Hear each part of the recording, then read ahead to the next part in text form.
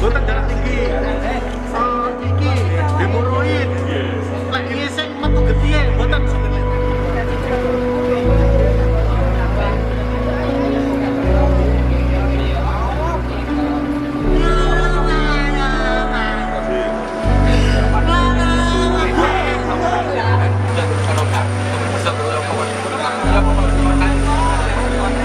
Saya itu cuman gila tapi nggak bodoh.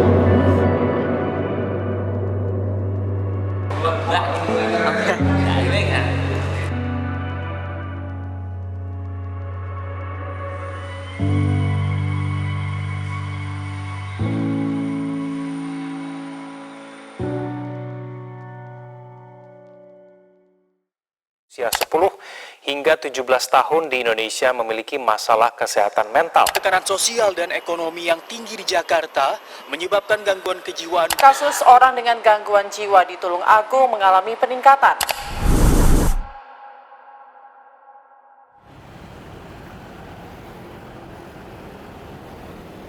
Pasien jiwa yang terdaftar di kami itu mengalami peningkatan. Secara real, mungkin jenengan sudah melihat sendiri bahwa di Kabupaten Tulungagung itu memang besar kasus jiwanya. Kalau di kami itu total sampai sekarang itu sekitar 2.116 ODGJ berat. Ini ODGJ berat ya. Di luar ODMK masih banyak yang berpeluang besar untuk menjadi ODGJ, penyumbang ODGJ yang ada di Kabupaten Tulungagung. Data Sinkesta Dinas Kesehatan Kabupaten Tulungagung mencatat jumlah kunjungan kasus skizofrenia per bulan Oktober 2024 sebanyak 11.667 yang tersebar di 32 puskesmas.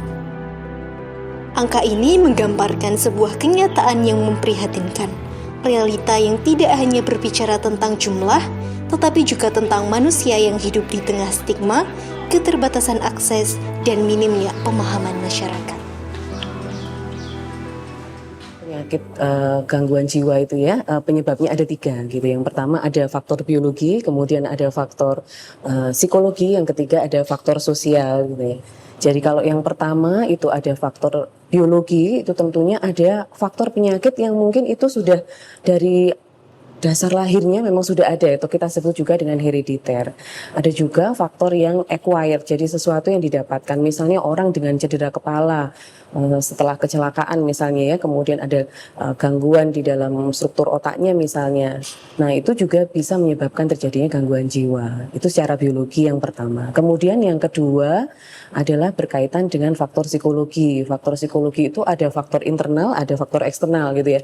Kalau yang internal itu biasanya berkaitan dengan contoh ciri kepribadiannya. Jadi masing-masing orang itu kan punya ciri kepribadian masing-masing. Nah itu jika dia tidak mampu beradaptasi dengan lingkungannya, maka juga bisa menjadi salah satu penyebab gangguan jiwa.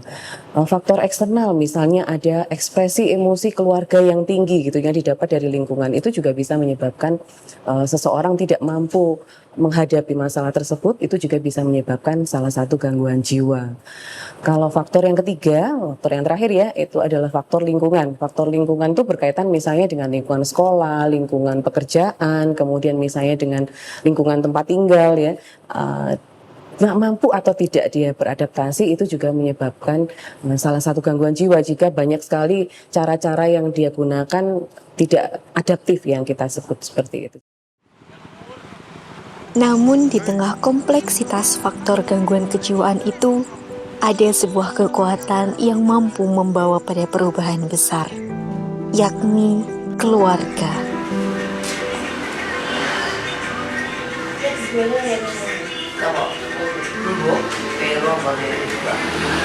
Dukungan keluarga bukan hanya menjadi perisai pertama bagi individu yang sedang berjuang, tetapi juga kunci utama untuk proses pemulihan yang berkelanjutan. Ya kembali lagi itulah dikuatkan proses dukungan yang ada di dalam keluarga. Katakanlah contoh sederhana gini, kok biasanya anakku seperti ini ya, kok berbeda, atau istilahnya anggota keluargaku seperti ini ya, kok berbeda gitu. Dalam rentang 1 minggu, 2 minggu keluarga harus segera aware. Jangan sampai nunggu, wah ini saya belum parah nih, enggak. Jangan seperti itu, karena prosesnya kebanyakan ya individu itu dia cenderungnya mengabaikan hal-hal yang sepele. Ketika diabaikan gitu ya, nanti dia bakalan numpuk nih kondisinya, sehingga tahu-tahu parah. Oh iki dia minta resik kocone. Umat. Pisanan yo kuwi jadi gowenang.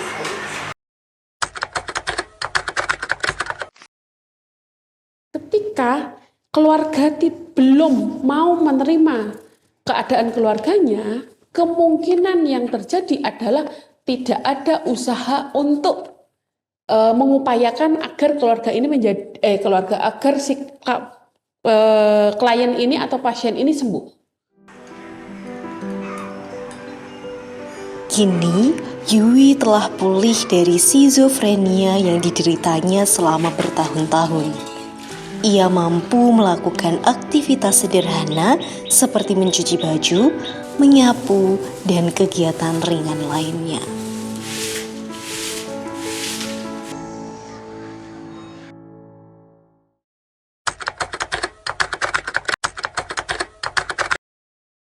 Analisa proses rujukan ODGJ ini banyak kendala. Katakanlah memang puskesmas itu FKTP tidak bisa merujuk langsung ke FKTL yang tersier, RSJ Lawang, tidak bisa.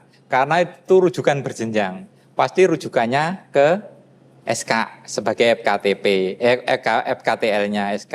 Tapi SK sendiri sangat selektif untuk ODGJ yang mau dirujuk ke fasilitas tersiernya. Perjalanan panjang menuju harapan dimulai dari pusat kesehatan desa.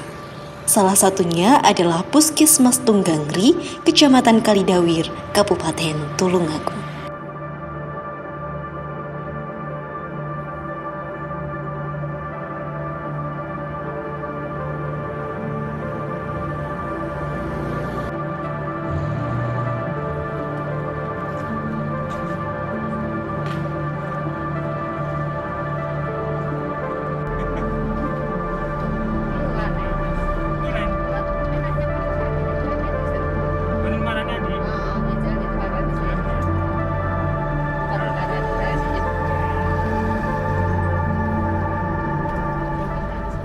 Tiga pasien dengan gangguan kejiwaan dari daerah Tunggangri dijadwalkan untuk dibawa pada hari penjemputan. Namun, salah satu pasien tiba-tiba menghilang saat proses penjemputan berlangsung.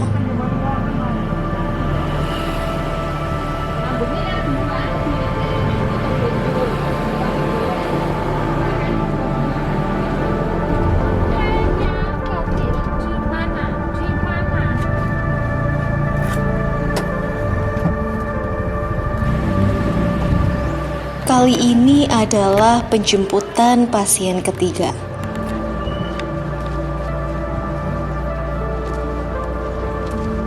Dievakuasi saiki lho. Anu pamit nggon dhisik wis dipamiti ae. Engko menteni kuwi ya. Udah. Ya kan. Yo Rene. Wong ayu. Ya wong ayu. Abangnya buka ndek kayu. Tuku soto. Aku loh Beb. Ya tuku soto yuk. Ya soto mana? Baik kita Jo, yo, kalau sama. Salin dah, salin tak tuku soto dah. Yo, ngono Beb, ngono nggih antene. Alhamdulillah alamin cek kaya artis K-pop. Yo, dah tuku soto. Kan lo dalan enak njaluk apa ya nek.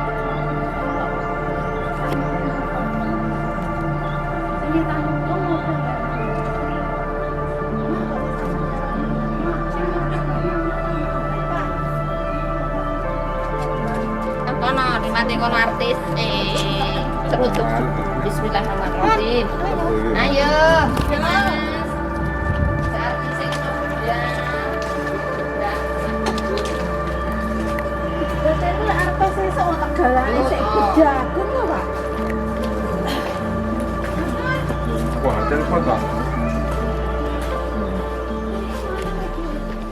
Kedua pasien tersebut dibawa ke Dinas Kesehatan Kabupaten Tulungagung untuk melakukan proses screening sebelum diberangkatkan ke Rumah Sakit Rajiman Widyo Diningrat, Lawang, Malang. Alhamdulillah ini sudah berjalan ke 15 kali, sudah kami analisa. Ibaratnya memang manfaatnya sangat besar sekali. Karena berkendala di sistem rujukan. Kalau jenengan tahu di awal-awal, itu banyak yang ODGJ terlantar Mbak, yang dikirim ke sini. Yang gimbal bajunya, rambutnya, kumal. Di sini banyak yang potong, mandi gitu. Kalau kita memandang dari situ, memang pelayanan kami untuk rujukan itu memang kurang maksimal. Karena terkendala ibaratnya sarana prasarana dan aturan yang ada.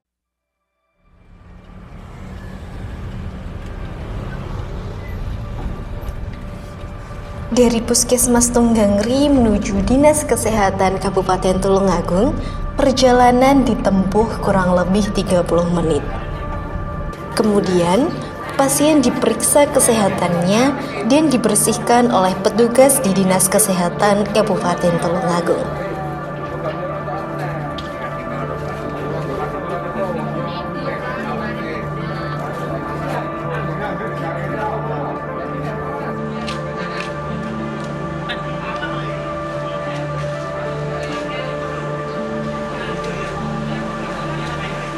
Selama proses berlangsung, pasien yang telah melewati tahap screening juga diberikan beberapa makanan ringan untuk dinikmati.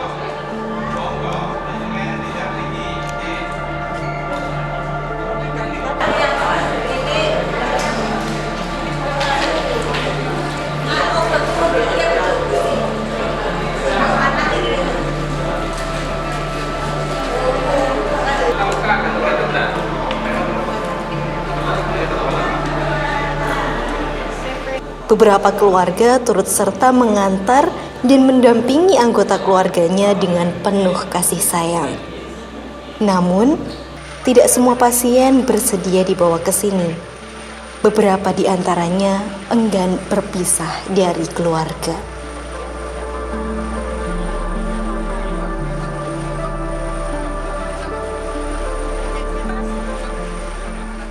Momen ini menyadarkan kami akan pentingnya peran keluarga dalam mendukung proses pemulihan pasien.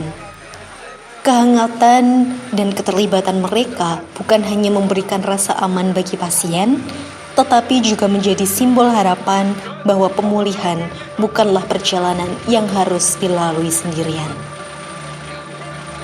Keterikatan emosional yang kuat ini menunjukkan bahwa meskipun dalam keterbatasan, cinta dan dukungan keluarga mampu menjadi obat yang tidak akan pernah tergantikan. Setelah melakukan rangkaian pemeriksaan di Dinas Kesehatan Kabupaten Tulungagung, pasien dirujuk ke Rumah Sakit Rajiman Widyo Diningrat Lawang untuk mendapatkan perawatan khusus dengan perhatian penuh terhadap kebutuhan mereka.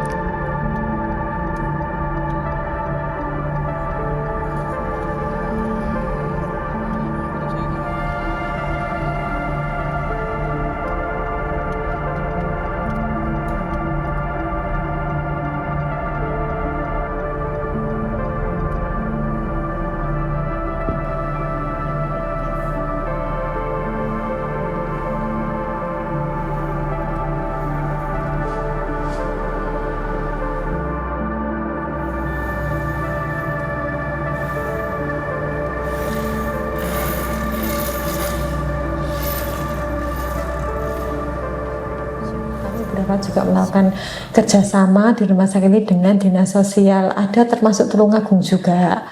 Dengan yayasan itu kita bentuk kerjasamanya adalah ini antar jemput pasien itu. Jadi pasien-pasien yang memang membutuhkan rawat inap di sini kita fasilitasi, kita jemput ke sana untuk dibawa ke sini kita rawat. Nanti waktu pulang juga kita pulangkan kembali.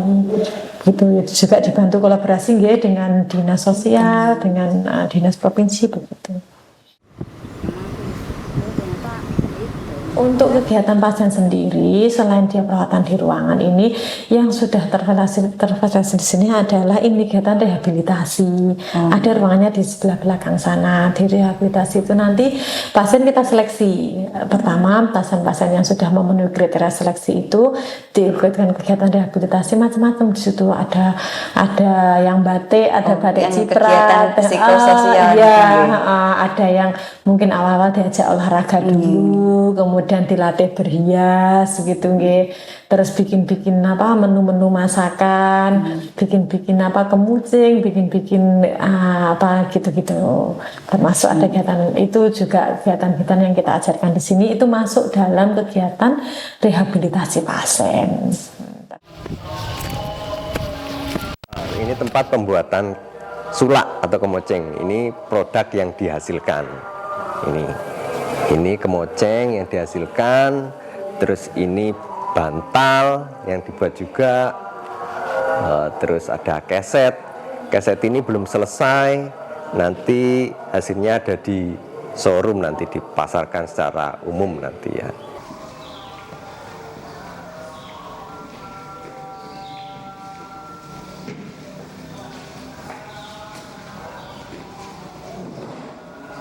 Ini beberapa hasil contoh lukisannya.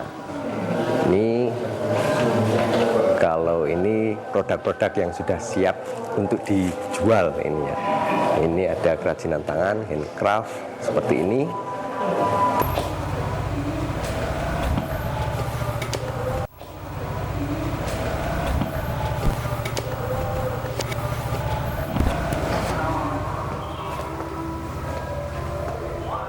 Setiap lukisan itu punya cerita masing-masing, punya karakteristik masing-masing.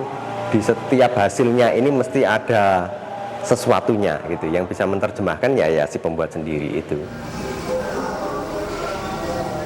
Bekerja itu harga diri seseorang kan naik ya. Harga diri, wah ternyata aku bisa menghasilkan sesuatu, aku ternyata bisa menghasilkan uang katakanlah satu hari 50.000 atau 20.000. Itu yang sangat diperlukan oleh pasien-pasien kita. Jadi nggak cuman ketika dimasukkan rumah sakit, keluar dari rumah sakit ternyata keluarganya nggak support, akhirnya ngamuk lagi atau sama lingkungannya di stigma, wah kamu gangguan jiwa, kamu nggak bisa bekerja. Akhirnya kan juga apa yang sudah dilakukan di sini akhirnya balik nol lagi gitu.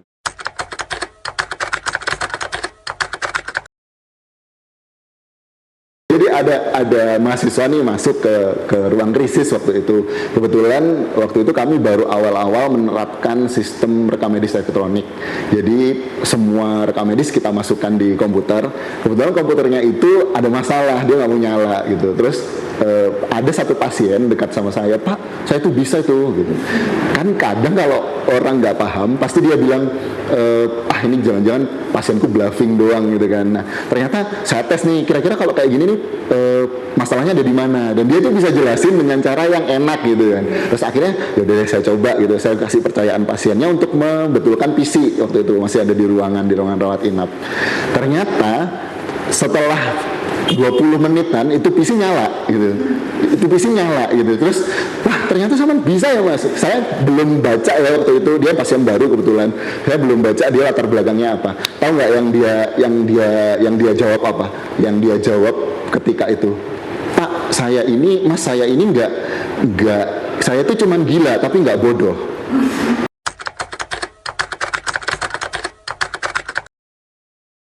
Hampir semua keluarga yang membawa keluarganya keluarganya masuk ke sini, ya memang dengan keluh kesah masing-masing, dengan kondisi pasien masing-masing di rumah, ya ada yang begini, ada yang begitu, ada yang begini, begitu. Nah itu semua diungkapkan oleh keluarga, dan itu kita juga memang butuh juga data itu sebagai dasar perawatan kita selanjutnya di rumah sakit kita.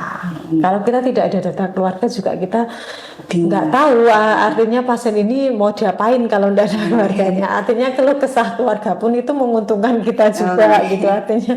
Jadi kita sebagai perawat di sini juga siap mendengarkan apa yang terjadi, apa yang mau dikeluh kesahkan keluarga kita.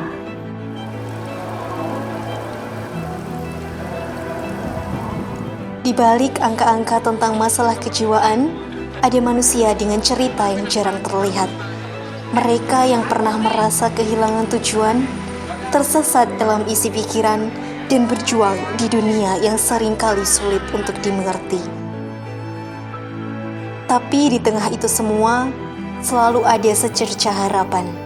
Salah satu contohnya adalah Ibu Nur Rohmah, seorang warga dari Desa Ketanon, Kecamatan Kedungwaru, Kabupaten Tulungagung.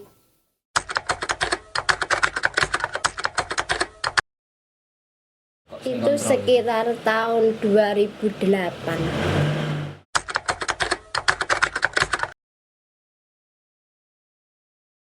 Itu katanya psikiater keduren nek mikir banyak ngonjo banyak pikiran tertumpuk, ndak punya sampai ke psikiater di RSJ Lawang itu. Saya tanya sendiri, dok, saya itu apa punya penyakit jiwa? Oh enggak, itu lain kamu dengan anak-anak lainnya, obatnya saja sudah beda. Sebelum di sini ada psikiater, di SK belum ada psikiater. Itu tiap bulan kan ke Lawang. Kontrol itu di RSJ Lawang. Terus saya diobatkan adik saya ke Lawang lagi, rawat inap. Di sana juga tidak lama, cuma 2 minggu. Tidak boleh lama-lama. Saya gara-gara ngomong gini, aku tidak betah neng kene. Lah kenapa Bu Nur? Ndak iso jamaah, ndak iso neng nggone minimarket pengen jajan ngono. Bener pengen apa? Aku pengen lapis legit Morris Kang. Terus dibelikan sustere. Wah, Bu Nur, wis Bu Nur pulang ae. Lah makanannya kok gitu.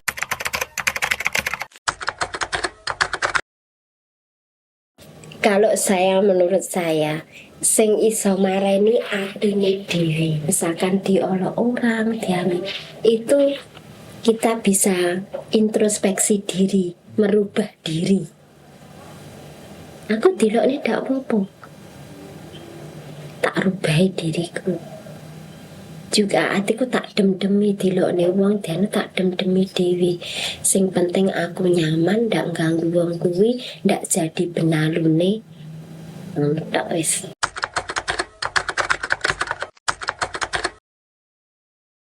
Jadi dari lingkungan juga, kalau lingkungan itu keluarga.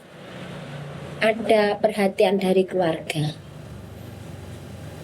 Ada istilahnya keluarga care, kayak support, motivasi gitu.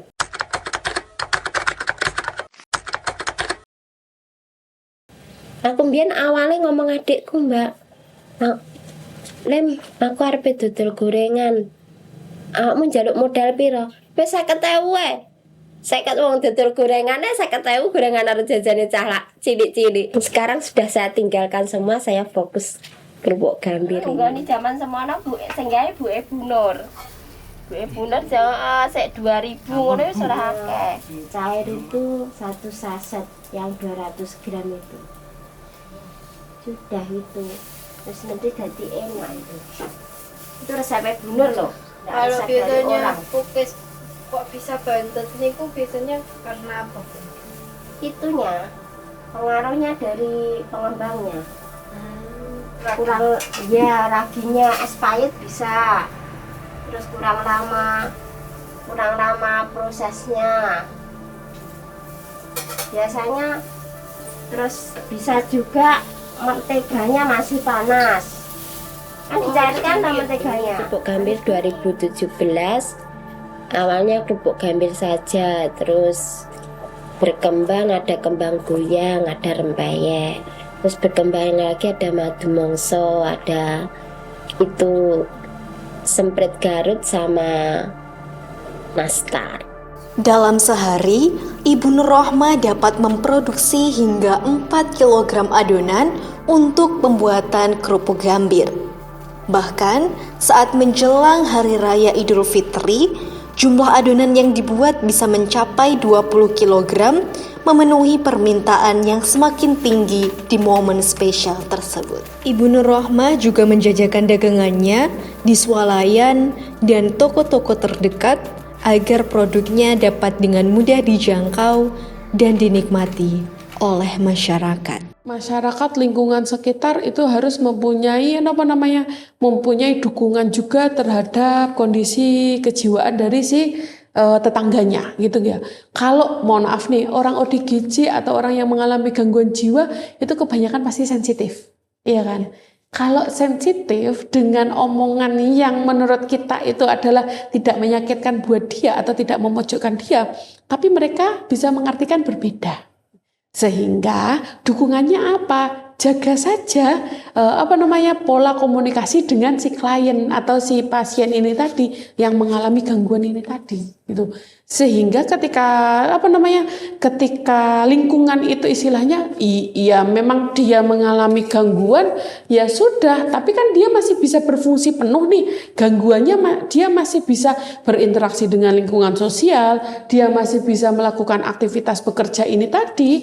Mohon maaf nih, nggak usah direcokin atau nggak usah dikata-katain, oh dia kamu gini-gini, nggak usah, tapi dukung saja tetanggamu yang mengalami kondisi ini, pahami, cukup dipahami, lalu dukung aktivitas yang dia lakukan. Sehingga ini kan bentuk dukungan sosial itu antar tetangga dengan seperti itu sangat sudah bagus sekali menunjang kesembuhan dari si klien ini tadi. Kalau ngomong gangguan jiwa itu sangat berbeda dengan gangguan fisik. Orang gangguan fisik berobat ke poli atau ke rumah sakit, minum obat sembuh, dia udah keluar ya, dia nggak, paling cuma kontrol atau minum obat rutin. Sedangkan gangguan jiwa itu membutuhkan sinergi yang luar biasa antara rumah sakit, lingkungan dan juga keluarga. Kalau di antara 3 elemen ini salah satu timpang, itu proses pemulihannya akan sangat lambat atau terhambat.